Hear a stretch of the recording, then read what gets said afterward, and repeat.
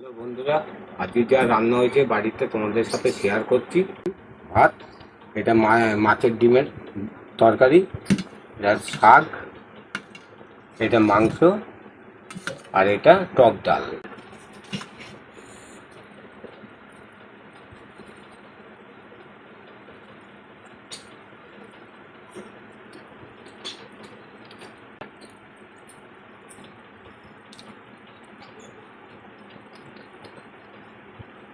আমি এখন মাছের ডিম দিয়ে খাচ্ছি।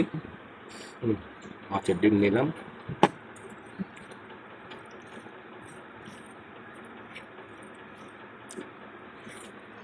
মাছের ডিম খাচ্ছি।